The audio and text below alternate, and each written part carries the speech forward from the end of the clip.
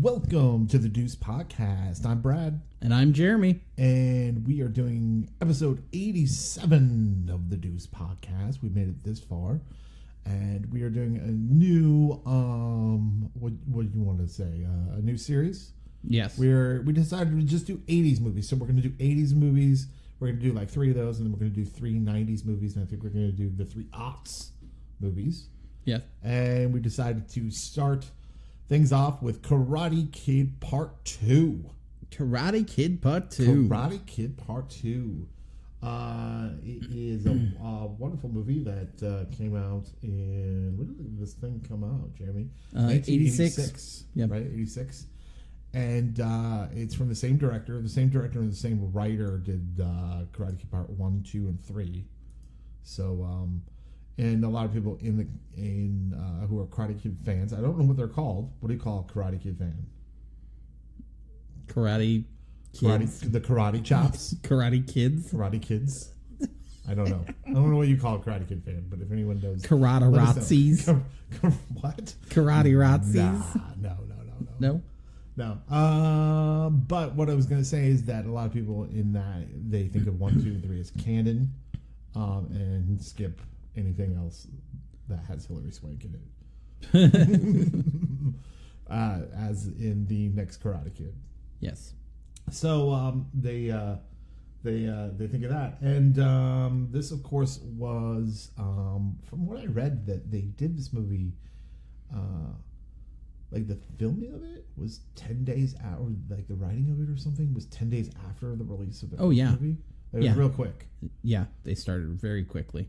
Which evidently they just either knew it was going to be hit, or they just had a story to tell. Well, okay, so I feel like it was more of the latter. So I actually read about this a little bit. Okay. They wrote 2 scripts, basically. They had 2 ideas that they were trying to run with. And there was a lot of debate between the studio and the production, basically trying to figure out... Oh, yeah, I read this too, yeah. Trying to figure out which way they were going to go. Which way they're going to go for the sequel. One way was we follow Mr. Miyagi and follow his background and kind of this, the origins of him in karate and like his philosophy and all this kind of stuff. And then the other one wanted to be the revenge of the revenge Kreese. Story. Yeah. And it was like supposed to be this like action movie thing, and people were like, what? So both of the movies took kind of a different turn as far as what they were. Yeah. I think 3 by far is way out, but a lot of people don't like the third one. I hate the third one. Okay. To me it's stupid. They were like, he's back. He's going to this and this and this. Blah, blah, blah. They tried to turn it more into an action movie than whatever. This is not. No. Karate Kid Part 2 is not an action movie. No, this is more of like if they took Karate Kid and they were like, let's make it an art house film. Kind of. I feel like that's what this is. In a way, kind of. Yeah. So we are doing Karate Kid Part 2. But before we do that, we have some news. We decided that we're going to change the format of our podcast. If you haven't been listening to us in the past, thank you so much for the support. We decided to go a different route as far as just reading the plot for a good 40 minutes, a chunk of the time. We decided that we enjoy doing the banter back and forth of talking about the movie, so we decided that we are going to read a plot synopsis, a little simple plot synopsis, and then kind of talk about the movie and go back and forth. Isn't that right, Jeremy? That is absolutely correct. We thought that would be kind of just we just really like doing that, and we think a lot of people would like hearing that. Well, and our intention was always to try to aim for the show to be about an hour in length anyway. Yeah, and so we can kind of go in a little bit further. Yeah, so Court from Cinema Psyops, he and I go way back, and we both started podcasting about the same time. He also was trying to, he was also establishing his format around that time as well.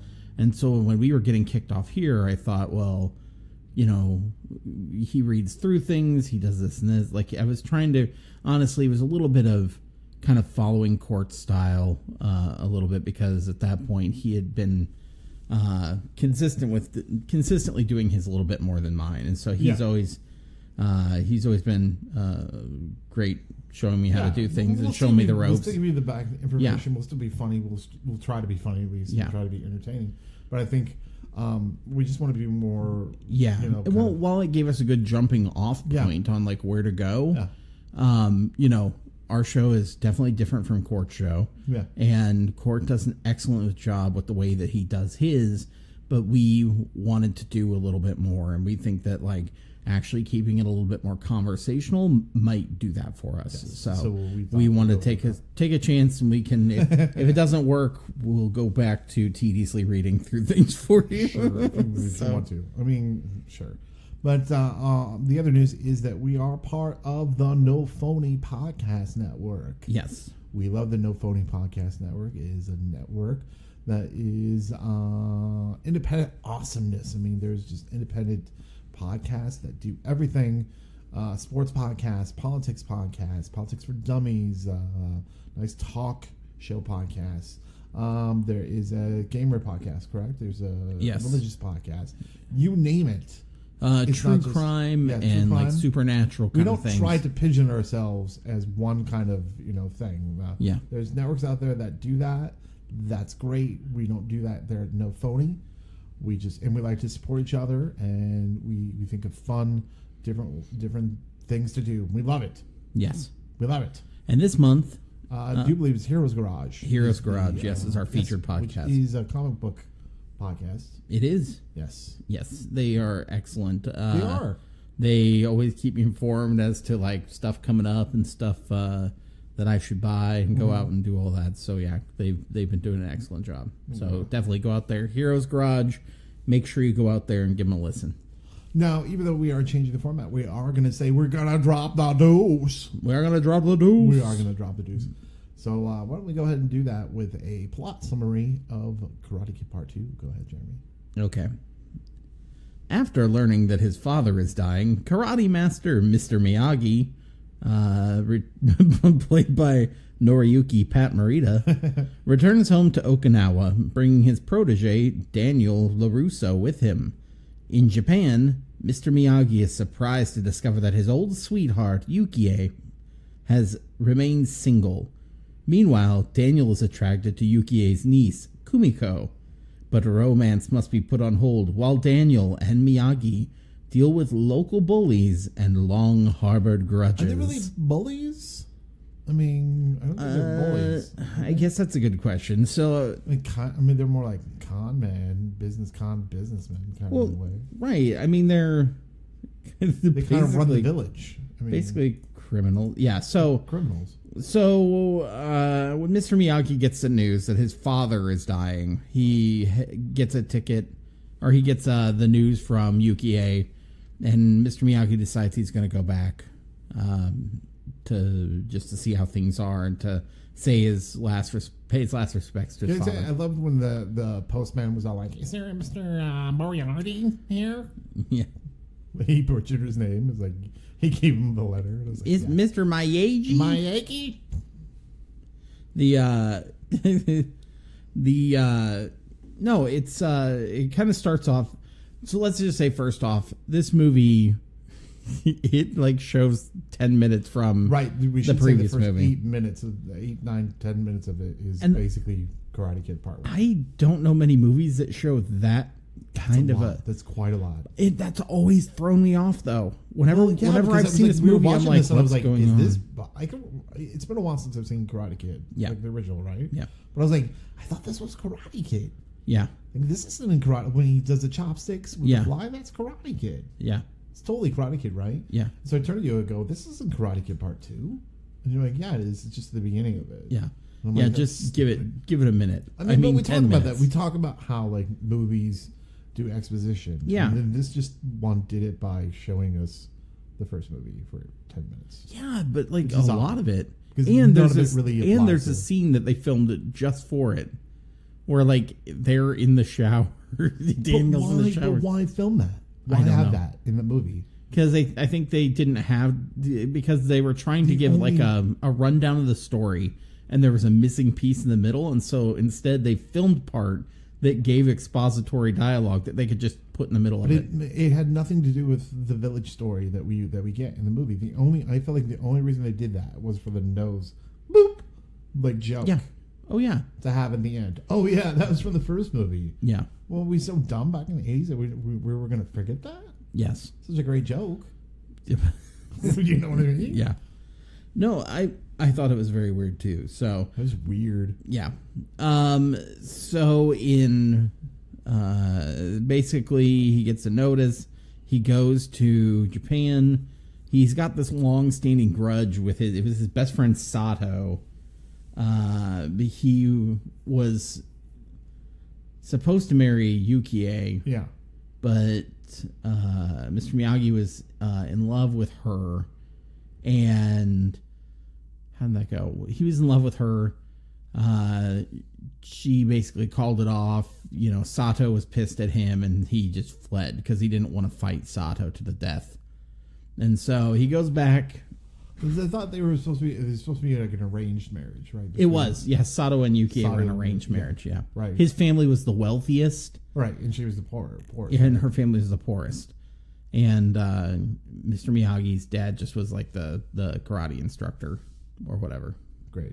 So, but they came from a small village and all that kind of fun stuff. So, from generations to generations, they just taught karate.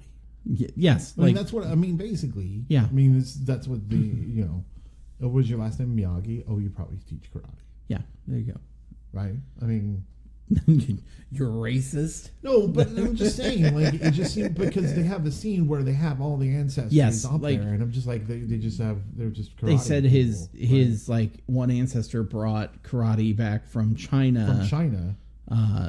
400 years ago or whatever it was, and he was like he accidentally his boat drifted to China and he came back and yeah. But it's interesting seeing a lot of the culture. Can I say too so Daniel ends up going with Mr. Miyagi basically because his mom is going out of town to Fresno. No, for the summer, I thought they were going to Fresno. Yes, because she's going for work. For work. Yeah, she's going for work. What did she do? I don't remember. They got transferred out there. So. Yeah. Elizabeth, she was not in this movie. She dumped him. Yeah, they just do some expository dialogue where she dumps him for some other jock or something. Yeah, whatever.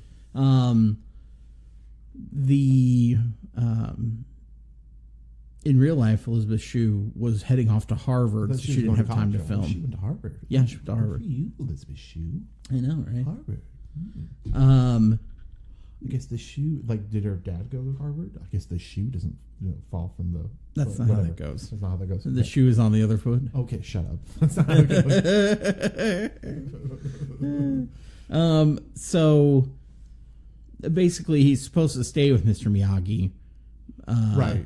And so, Mr. Miyagi's like, sorry, I gotta go do this personal thing. And then Daniel's like... Peace out, you're gonna go to Fresno. Daniel's like... I used my college savings, and now I bought a same-day ticket to Japan. Same-day ticket, with no problem. By the way, he easily got that. It's the 80s. Yeah, but he easily got that. Yeah, it's the 80s. No, but come on. But he said, "How did you pay for this? Your college education?" And he said, "Yes." And he goes, "You're more important to me than education." Yeah. And not for Elizabeth Shue. She went off to Harvard. Yeah. But no, so he gets up on the plane. And it's funny, looking back at the 80s with, how they travel and everything. Obviously, he runs up to the gate. Yes. He just runs up to it. But he got a ticket. Mr. Miyagi. He got a ticket same day, and there was room for him because that was before the airlines were, overselling constantly. As it is now, that doesn't happen. Because they've already oversold your flight. Yeah. Somebody always gets bumped because... it just seems weird because, they're going to Japan, though. That seems like... Really? Yeah. I don't know. And California to Japan is not that... Well, also, I guess he had a passport. Everything was fine with that, I guess. Yeah. I don't know. Sure, whatever. I'm sure he did. That's I mean, he did have to fly stuff from. we don't know. He did have to fly from New Jersey to the rest of the United States. I think. So is that where they're from? They're from New Jersey. Right? He was originally. Well, they live in California. I always thought that was weird. I knew that they were from the coast, but I knew that then they moved to California. Yeah, but it's always so weird to see and hear him because he's like from California, but he sounds like a sweat hog. You know what I mean? He did. He sounds like John Travolta. Yeah. Mr. Carter. Mr. Miyagi, Mr. Miyagi. But it's true. It's like that. And you're like, what's going on? So that's part of it. So he invites him along to his emotional trip to see his father. Right. And I don't look, if this is going to be the sequel, if this is going to be and don't get me wrong, this is a fine movie on its own. I think this is a fine movie. But as far as hey, we just got this killer hit of Karate Kid part 1, right? Yeah. And it's about and part of Miyagi's story was in it, but it was that killer fight scene at the end, right? Yeah. And how people remembered that and remembered the training aspect. And now the second one you're gonna go off to Japan. That's your plot for the second one? Well, and it's more of a love story, right? Yeah, it really is. And it's actually I will say something I appreciate. That's a bad thing. It's just I'm just thinking mall rats aren't gonna buy that one too well, but I guess it is the 80s. Yeah, it was. Well, and there was a lot of Japan was in the culture a lot. But also, can I say kudos for them for not doing the same thing? Yes, Do you know very what I mean? much so. Very much so. And actually, the thing that I really enjoyed about this too, so Daniel gets on the plane with him and he's like, hey, I have a book on Okinawa and I'm trying to learn about it. He's like, I've learned a couple words and I've learned some of the history and all this stuff.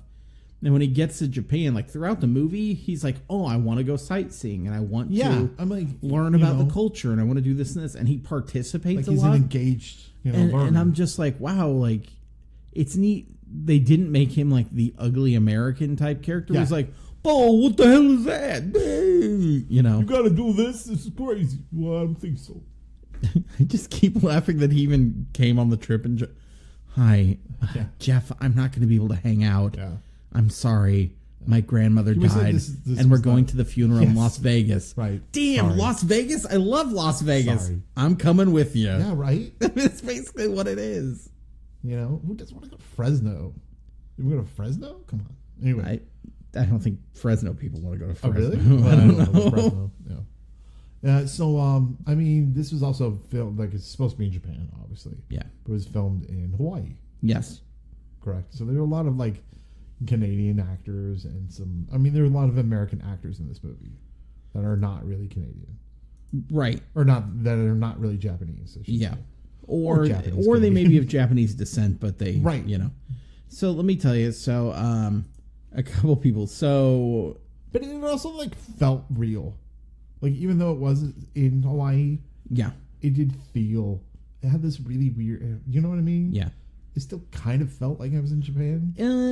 It felt like it was in this weird stereotypical vision of Japan, in this 80s, like there were samurai still running around practically. Yeah, that's true.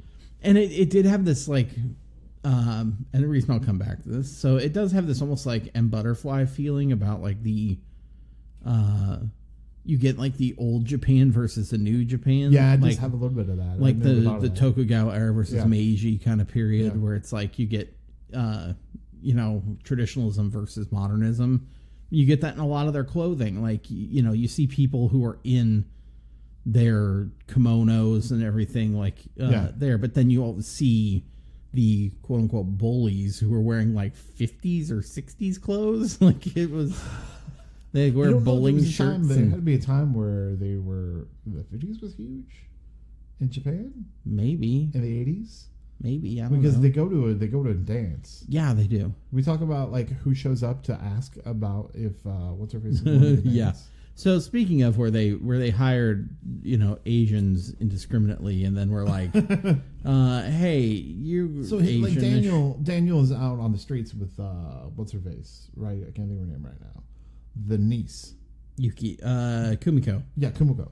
Yeah, and Kumiko. Oh yeah, okay. So And they're looking at stuff like in the shops and stuff like that. And this actor comes up and says, "Kumiko, are you going to the dance later on?" And we looked and we go, I looked at him and I go, "Is that BD Wong?" It was little BD Wong. You're like, rewind that.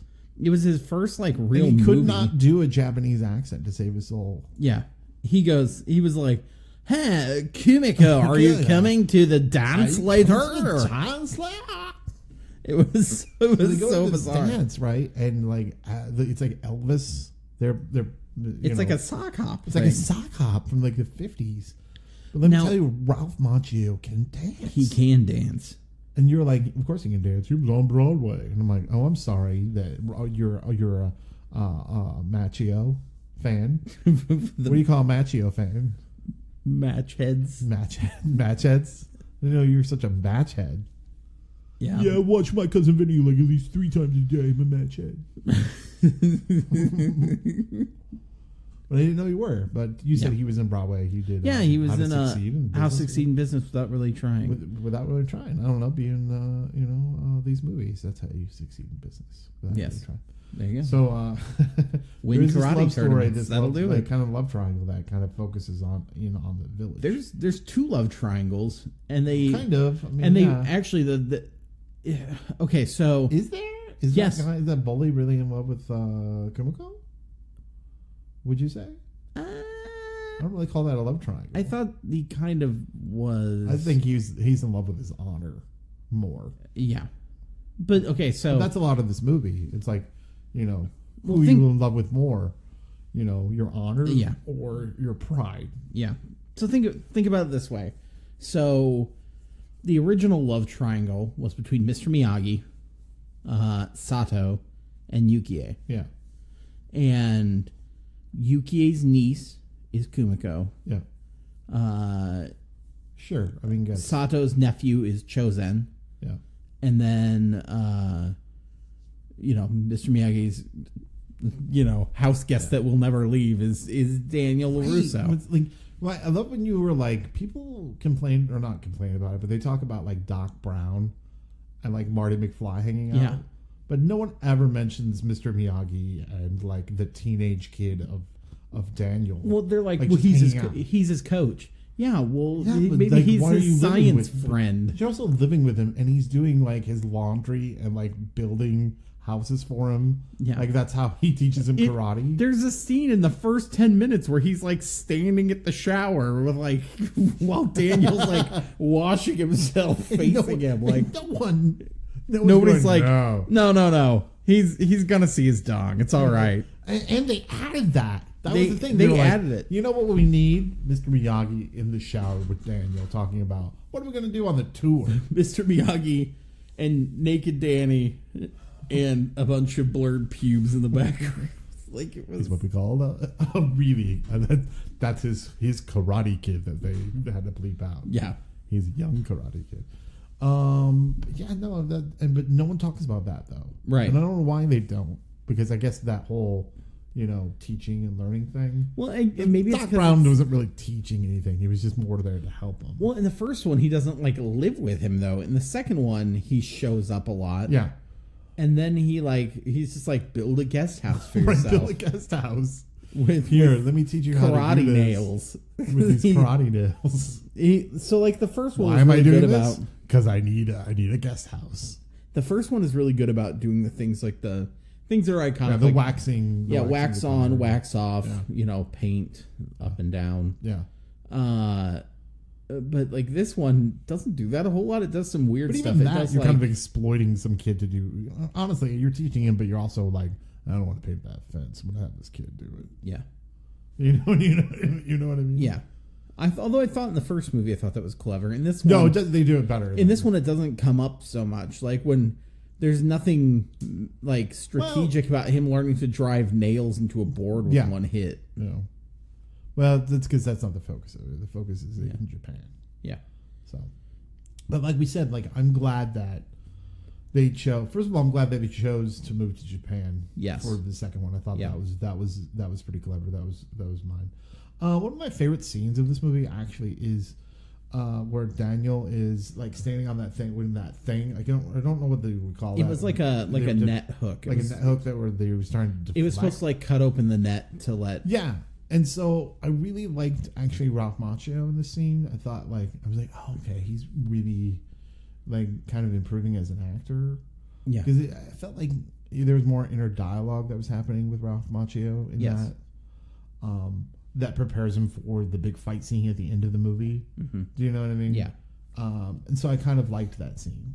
Yes. And it was also like, here's the young apprentice who's still like kind of too rambunctious. Because he like, he makes another one go by him. Yeah, there's and he gets knocked down. He's not the greatest either.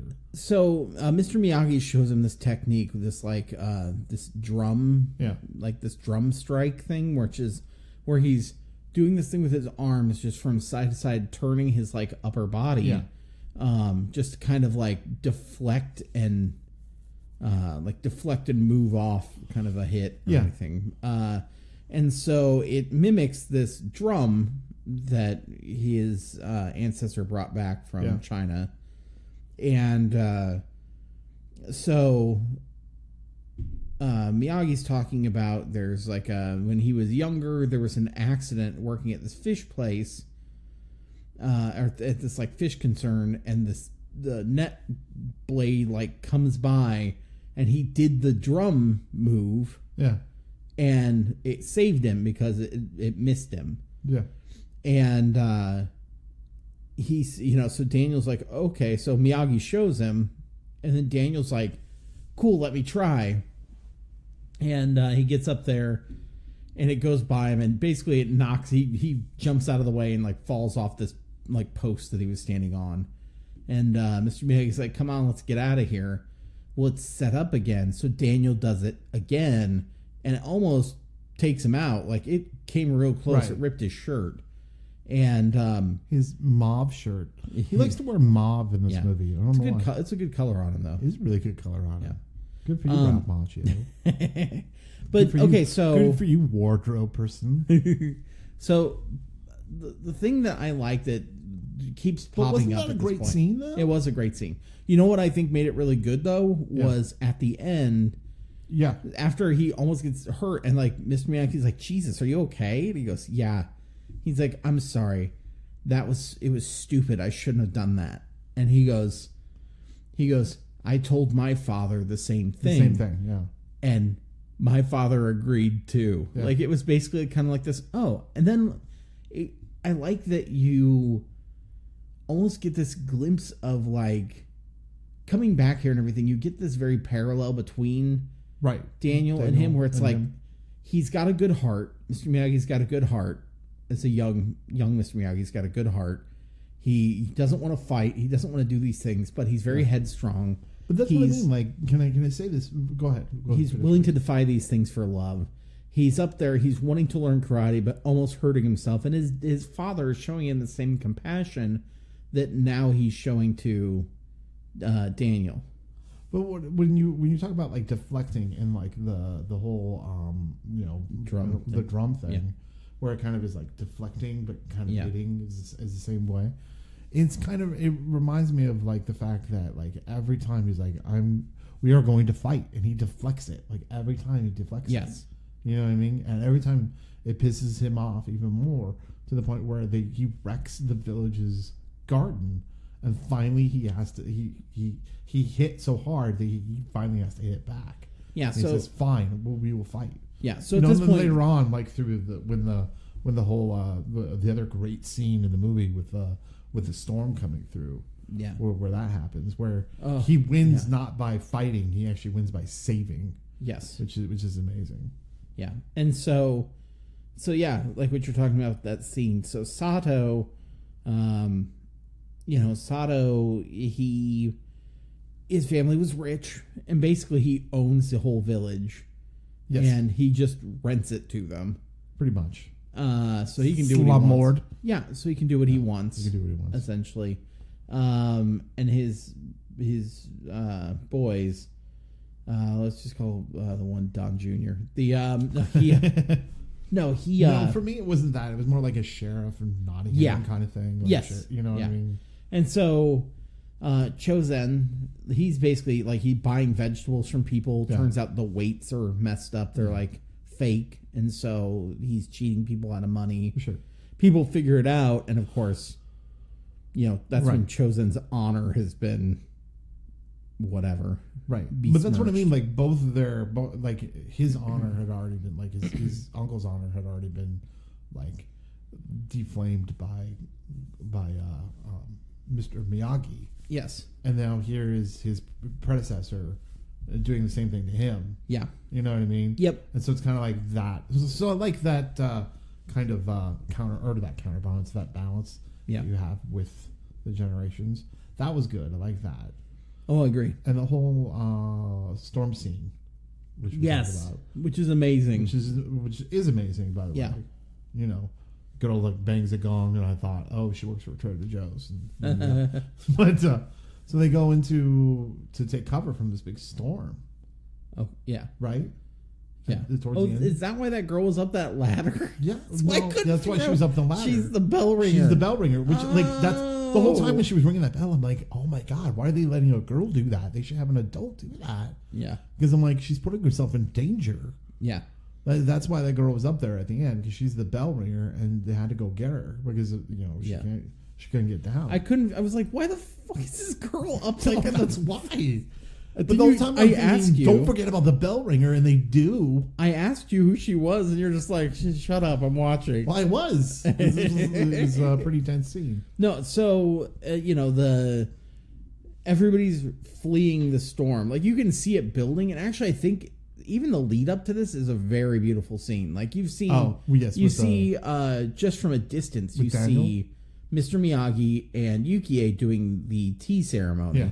And then you see Kumiko and Daniel going through it. But as they're doing it, the wind is kind of picking up very slowly, and you see it's like very gray or dimly lit. And so then they kiss, and then all of a sudden she's like, "No, we gotta go." Yeah, The bell all of a starts sudden to- she realizes that the and I storm went, is coming. Ha, got cock blocked by Mother Nature. Yeah. And so the storm is great. So everybody's running. There's like there are like a woman who falls with these kids, and Daniel and Mr. Miyagi go pick them up, and as they're running, you see Sato's house, or the house that he's in at least, collapses. And Why didn't they get out to begin with? I don't know, maybe they were just like, Plot device. well, yeah, they're just blowing everybody else off, or who okay. knows what it was. But Chozen runs out, and he's like, they're like, wait a minute, where's Sato at? And he goes, my uncle's dead. He's dead in there. And he just runs away. And so they're like, okay. And so like, Mr. Miyagi's like, no, come on. Like, we have to at least go check.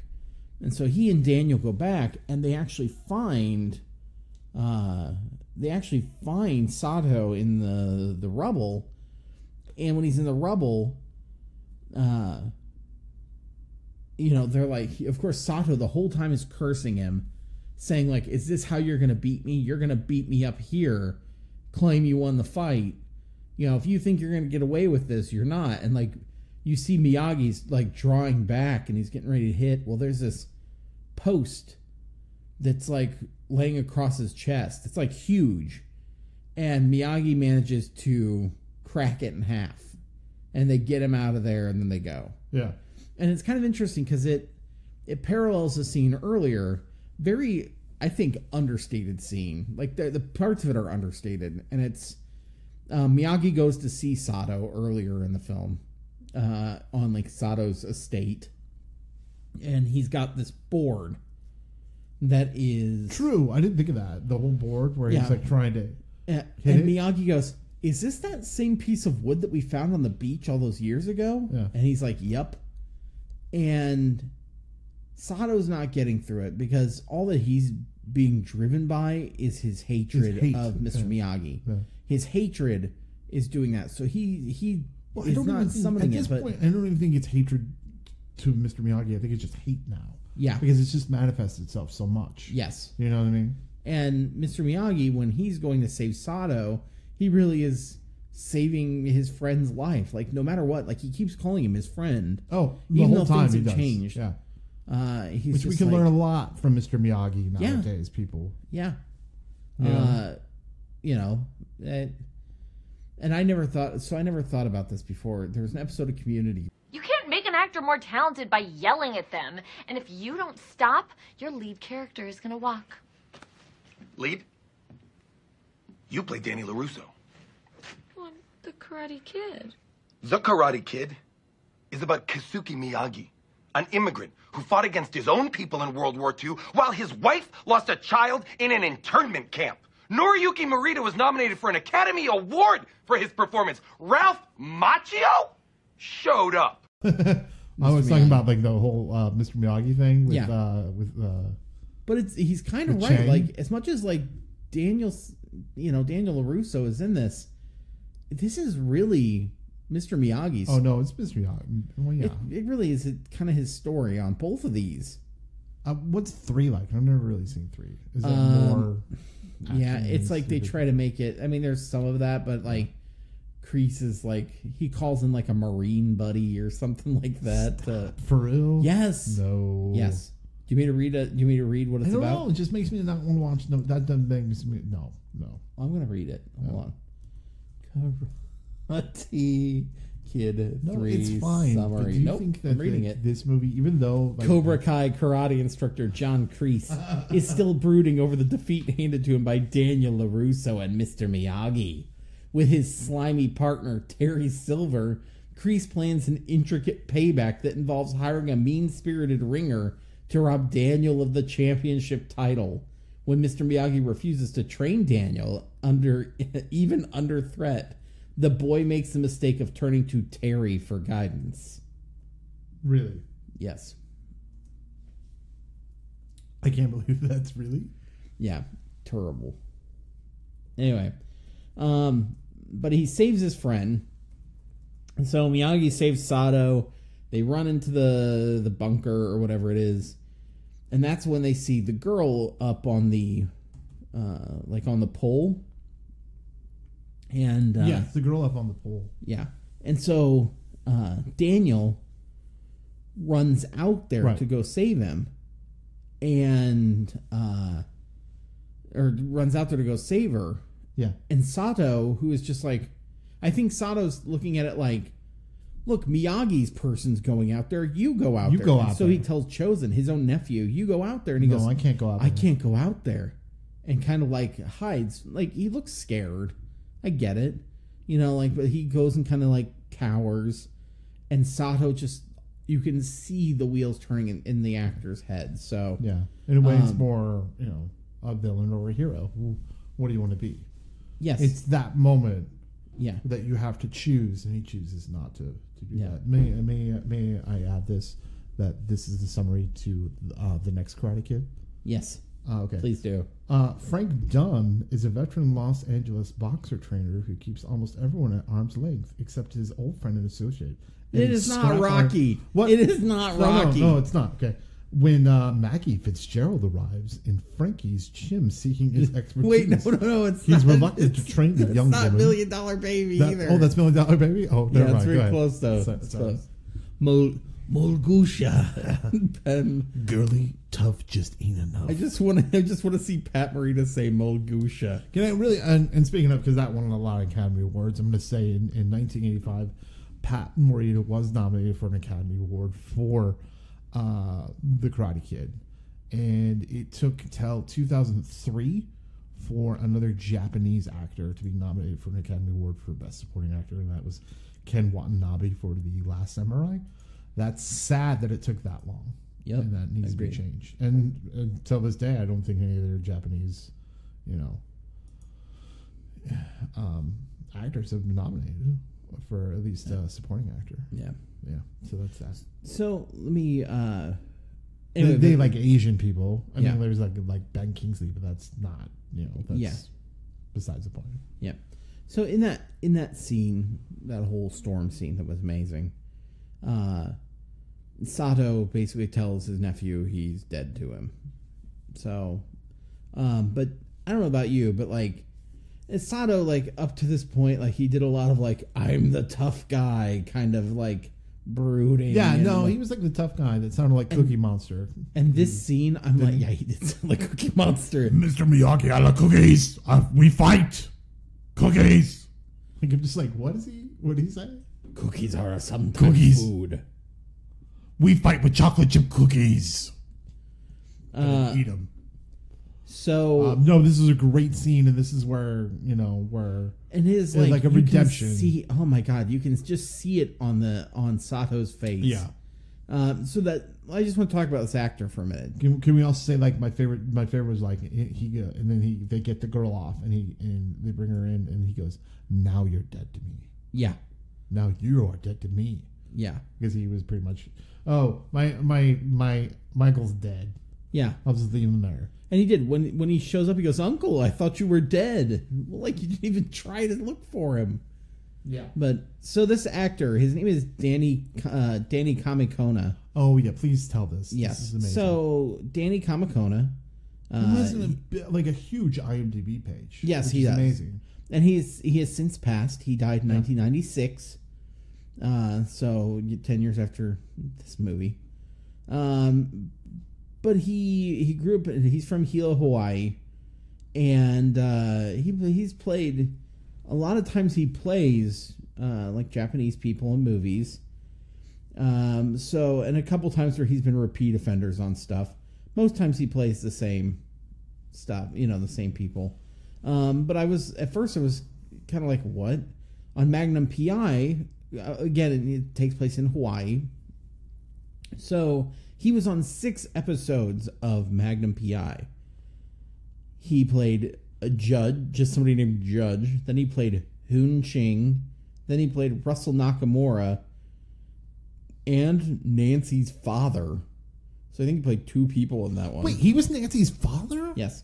Then he played Sato That is Osawa, an amazing John, episode. and Police Sergeant. So he was in 6 episodes and either played 6 or 7 roles. So, like, how many episodes of Hawaii? He was a Hawaiian actor, right? Like, yeah, he was. So he was in, like, what, 80 episodes of Hawaii Five-O? He was in, and not as a cast member. Like, how many do you have? Like, he was like in about 38 that episodes. is, and he's playing 30 different characters. Yeah, so he plays Lieutenant Akane, I'm sorry, that's Tom Kellogg, racist. Felisko Lee, Chief Nick, Lab Man, Charlie Ng, Captain Tanaka, Kakoa, Sergeant Noble, Nick. He plays Nick in another one, but I don't know if it's the same Nick. Then another Nick. So these all might be the same character. Oh, we might have got a story arc. Yeah, he plays Nick on quite a few episodes. Okay, so he probably had a story arc in there. Guard in the middle of playing all the Nicks. Then he plays Heaton, Dr. Beaumont, Cooper, Carl II, Dr. Kamekona, which is his own name, Dr. Rosenstadt, Dr. Holmby, Okay, we get it. General Chung, Thug, Technician, Jesus. Shay Fong, Charlie. Do you think, like, after a while he was like, look, I played a doctor last time. Now I'm playing a thug? Thanks a lot. I don't get, like, okay, so he plays... You know what I mean? He plays Che Fong, then he's back on the same year playing Charlie, and then he plays Che Fong in 2 episodes after that. Like, you're intercutting. That's what I mean. Like, I think that people were like, they're like, just make him go. Our white audience won't know the difference. Yeah. You know what I mean? And Yeah. it's totally racist. So he's had 2 characters that have had multi-episode arcs. But my thing is, like, do you think he got the script for, like, one episode? He's like, oh, good, I'm playing a doctor. And then he got the next week, he's like, oh, I'm a thug. Thanks a lot. Yeah. You know what I mean? Yeah. So anyway, like, he gets redeemed at the end, Yes. and we head to the end of the movie close because there's a big fight scene that happens. Yeah. So they go and celebrate, which they really shouldn't be celebrating. They should be rebuilding. Well, they are, but Sato's taking care of it. Okay, so Sato's taking he care rolled of it. in all these trucks because Daniel asks, "What are they going to do?" And he goes, "They'll, Mr. Miyagi says they'll do what they always do. They will rebuild. They'll survive. It'll be fine." Yeah. And so he brings in, you see all these trucks rolling, and it's Sato, and he's like, "I'm rebuilding all this. Like, I have to do this." Was it Sato or was it Dr. Gregory, whatever, or was it a thug? I couldn't Dr. tell which 80 characters it was. Dr. Thuggy Nakamura? Dr. Thuggy Nakamura. Yeah. So, Dr. General Thuggy Nakamura. So he comes in and he plays, or he's going to rebuild, and they say they're going to have they're gonna have the festival back at this old like ruins of this castle. The castle. That was traditional. That's where it should have been. Yeah. But since he owned it, he was keeping people off it just because of his hate back in the day. Now he's like, you know what? We're gonna do this. We're gonna do it right. And he said, he told Daniel, Grayskull. under the one condition that you join us in kind of the pageantry of this. And then Daniel's like, yeah, cool, all right. As long as you he goes, as long as you dance, as he like it's like looks into his eyes And he gazingly. goes, as long as you dance, then gently caresses the side of his It was kind of weird. And I was just like, okay. No, he's just like, he goes, your student has become my master, or something like that. We get it. Yeah. So they go to the dance, and it's like a very well put together scene. Like, it looks visually appealing. Right, at least this movie is like, not teaching us, but like showing us a different culture than we normally wouldn't be. Especially in the 80s, when it was all very much centralized on white American teenagers, in detention. Do you know what I mean? Like John Hughesy kind of thing. This is very not John Hughes. Well, and think about our Asian characters in a lot of 80s movies and things like that. Like it's very, like this is it's very refreshing. Some has a little bit, but but our heroes aren't. No, no. The only one that I was like, what the hell was that? Was there was a guy who looked like Horatio Sands wearing glasses, like ran up and like gave them a drink and then like ran away. But then go ahead. So Kumiko is supposed to be dancing. Yes. And while she's dancing, I was like, what the hell is that? Yeah. Why is that guy swinging is that the Teen Wolf from Teen Wolf 2? Is he just swinging from the you know what I mean? Yeah, exactly. That's what it is. He like That's slides down. I really thought it was Jason Bateman. He slides down and it's Chozen. Yeah. And he's like even worse. He like has a knife to Kumiko's throat. First of all, like he's now villain. Yeah. And so he got different wardrobe, man. He looks like Scorpion from Mortal Kombat 2. From Mortal Kombat, or he looks like the lead singer of Striper. Do you know what I mean? Like it's just so like yellow. I was like, fatality. Yeah. Get over here. Get over here. That's kind of what he does. Game over. Fatality. And that's kind of what it is in a way. Yeah. Because he's just angry. Because he's angry because his pride. Yeah. Or his, whatever has gotten kind of taken away from. Yeah. And so he's like, there's nothing that's going to bring my honor back. He's like, so now we're going to fight to the death. Yes. If you want her to survive. So, yeah. And so Daniel has to go over there, kick the bridge down. And so they're fighting. And the crane kick that Mr. Miyagi told him in the first movie was like, you can't defend against it. Right. He does the crane kick, and Chozen defends against it. And it's like, oh shit. You lied, Miyagi. You lied. And so like, well, maybe Americans can't defend maybe that's what these high school kids will never defend against this. They will not. So too busy dressing up like skeletons. So they're fighting, and Daniel's getting his butt kicked a little bit. Yeah. And at one point, like Kumiko like strangles Chozen, and he knocks her out. And so then Daniel starts fighting him, and then there's this really cool scene, and I remember this scene. Like, if there's one scene I remember. There's one scene you remember. It's the scene, and I didn't even know it. With the drums. The drums, yeah. Everybody's got them, and they're twisting them, and you see the beads. And thank God they brought them to the party. Yeah. I'm glad they did. Yeah, and so they're going back and forth. They're hitting the drums. I actually had one of these. Did you really? But it was from Mexico. Oh, fuck that. And so it was from Mexico. And when I was a kid and I saw this, and I was like, it's like that drum we got from wherever. And so, like, I used to take it. Oh, okay. When this scene would come on, I would take mine and do it too. I felt so cool doing it. That is so adorable. I know. Yeah. But then they end up fighting. He ends up winning. Yes. Yeah. No. So he ends up winning. And then he, says, well, you can choose life or death. Yes. And he's like, just kill me. Yes. And so instead he's like, too bad. Honks and does the nose honk. Yeah, well. But does not do it as well. Like, you can hear you can hear Pat Morita when he does the nose honk. It's like honk, and when Daniel LaRusso does it, Ralph Macchio's like honk. I'm like, no, it's not so fun. Then, this is close to the end of the movie, right? Yeah. So how does the movie end? Again, I can't remember. Did you just say, "Hey, we Yeah, I think that was the end pretty of much it. it. Celebration. Yeah, it was pretty much it. It's pretty much the end of the movie. So Yeah. you've been deuced on that, right? Yeah. Now, are you glad that they did a YouTube show about this? That they rebooted this in a way that made it more? I mean, because we've talked about it in the past about how maybe they should reboot it as a YouTube or like a Netflix show. Maybe. I don't know. Like I would say the third one needs to go. Like the third and the fourth one can go away. And maybe this would be. I don't know. I'd rather do the plot of that fourth one. That seemed amazing. No, so in the new ones, it's the kid from the Cobra Kai kid. Yeah, the Cobra Kai kid. Yeah, he. Why can't I think of his name? Yeah, it's fine. He is kind of down and out, and Daniel's now a douchey car salesman. Yeah, and so maybe there's a little bit of role reversal. We've done a little bit. Yeah, he's lost like some of his moral edge. But yeah, because Mr. Miyagi's gone. But I think I mean, for true fans, that seems to be something that is awesome. And from what I heard, a lot of people put it on their list of favorite great shows of the last, I think, year or 2017 or 18, whenever it came out. I can't remember. Yeah, it was this. So people were excited about it. I mean, there must have been something out there.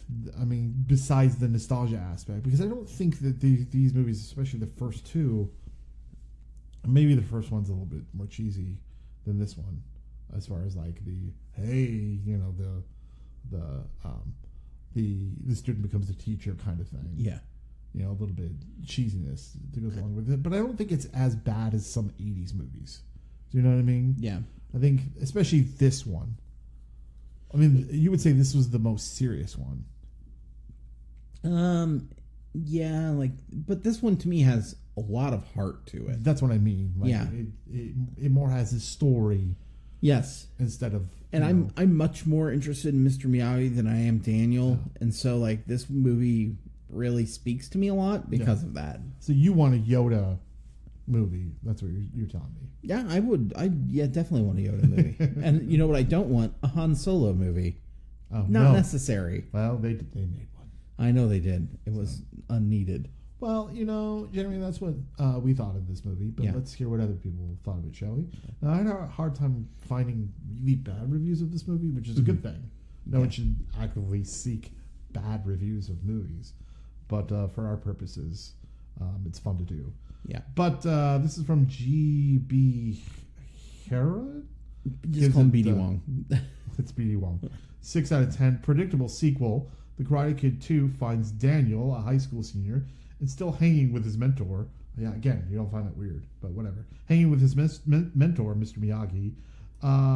Their quiet world is invaded by news of Mr. Miyagi's hometown that his father is dying. And then there's Mr. Miyagi's confesses to have skipped town decades ago, abandoning a challenge of honor. A fight to the death over the heart of a woman.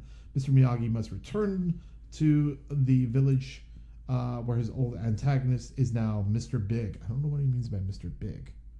Like Mr. Big Shot. Oh, Mr. Big Shot. I thought maybe either the Canadian candy bar Mr. Big, the 90s hairbang Mr. Big, or Mr. Big from Sex and the City. Those are all of those. All of those.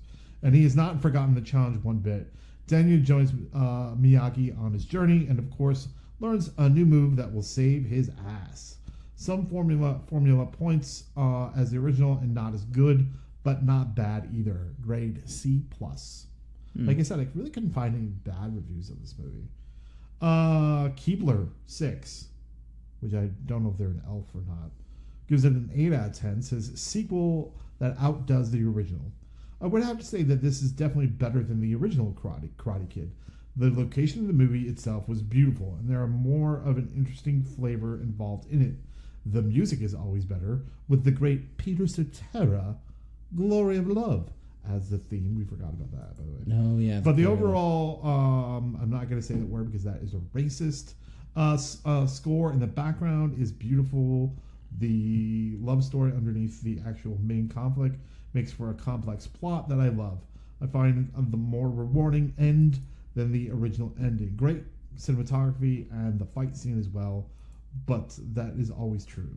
So there you go. So yeah, and as far as the music is concerned, they did say something. I liked the music in this movie. I did too. Yeah, I thought it was very good. It sounded more synthesized. Yeah. Which kind of gets me, but that's just kind of how 80s stuff was. But I thought it had a beautiful score. And nothing screams Miyagi love triangle like Peter Cetera. Glory of love. Yeah. Which while I he think makes, itself was while maybe he tenderly makes for, love to maybe that song to was her. nominated for an Academy Award. I think it might have been. It might have been, but I don't know. It was that time. While before, he makes gentle love to her. There was to time slow rock before Disney took over, and a lot of things were. Yeah, it was weird. Yeah. But I enjoyed this movie. I did too. I thought, as far as sequels are concerned, this is one of the better sequels. I agree. That we've seen. I agree. And I think it surpasses itself in what the plot teaches Daniel, which is that love is something that should be deep inside you as well. Yeah. Forgiveness is something that might not come easy to some. Yeah. But you should forgive, and so on and so on. So I think that by far this plot this story is a lot better. I think. I would agree with you there. I think that I think it's not as sexy or not as commercial marketed as the first one. Yes, but agreed. I think that's what makes this one better in retrospect. Mm-hmm. Do you know what I mean? No, as far as agree. Well, growing up and watching these movies. Yes. Like later on. Yep, completely agree. Yeah. So, Jeremy, where can people find the Deuce podcast? People can find us at thedeucepodcast.podbean.com. You can find us on Google Play, iTunes, Stitcher, a lot of the podcatchers you can get us on. You can also go to nophonynetwork.com, where you can see us and many of our network mates. You can also go to Facebook and join our Facebook group. So please go there. We'll post all sorts of stuff. Some of our other friends will post their podcasts, which are great to listen to. And we'll post fun tie-in things, some sorts of surveys and the like. And then also you can find us on Twitter at Deuce Podcast. That is right. We're going to continue our 80s movies. So we are also doing Cocoon the Return, and we are doing Crocodile Dundee too. So look forward to those movies as well. But before you hear the sultry voice of Peter Cetera, remember, folks, that the sequel is king.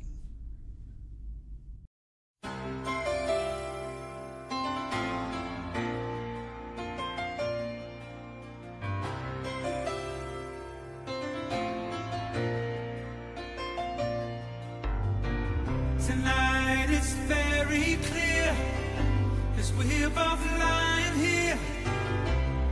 There's so many things I wanna say. I will always love you. I would never leave you alone.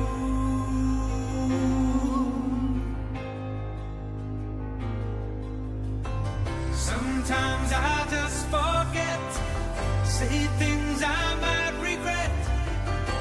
It breaks my heart to see you crying. I don't wanna lose you. I could never make it